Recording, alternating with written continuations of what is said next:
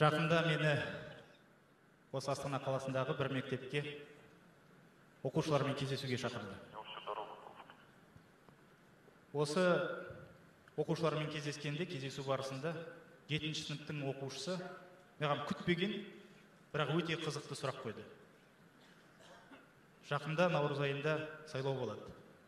Осы сайлауды жеңіп шықсам, жеңіп шыққан депутаттар елімізде не өзгерте алады деді. Мен ол оқушыға өзімнің өмірімде болған, өзімнің басымнан кешкен бір оқиғаны айтып бердім.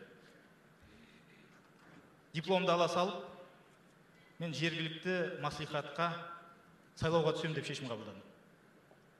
21 жастағы кешегі студент, қолдаусыз, партиясыз, бірақ дегенмен осындай үлкен додаға түстім.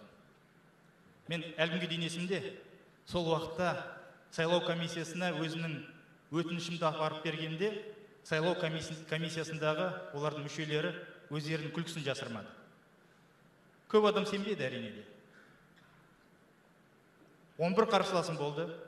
Ол қарсыластардың ішінде кешегі депутат, мықты кәсіпкерлер, қалалық ардагерлер кеңесінің төрағасы, басқа да білікті елге танымал азаматтар болды. Бірақ дегенмен жастық жігердің арқасында, сенімнің арқасында, адал еңбектің арқасында мен осы сайлауды жеңіп шықтым. Бұл сайлауды жеңгенде әрине де 21 жастағы жігіт алдында үлкен мақсаттар қойғанмын. Үлкен бір керемет жүйелі проблемалар шешем деп ойладым. Біраз мәселелерді шештім.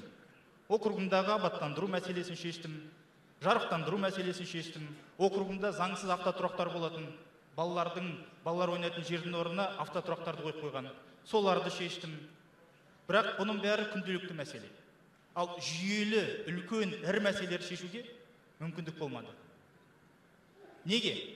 Өйткені мен жалғыз болдым. Жалғыз депутат, жалғыз дауыс, ешқандай қолдаусыз. Әрине сынайсын, трибунаға шығып, қынжыласын, депутаттық запростарды жібересін. Бірақ одан нақты жүйелі мәселелер шешілген жоқ. Сондықтан мен бұл уақытта екі мәселені түсіндім. Біріншісі, жалғыз депутат үлкен жүйелі мәселелер шеше алмайды. Жалғыздың шаңы шықпайды дейді ғой. Екінші мәселе, елімізде үлкен саяси трансформация болмаса, онда бұл бастамалар бекер. Үлкен жүйелі мәселелер шешілмейді.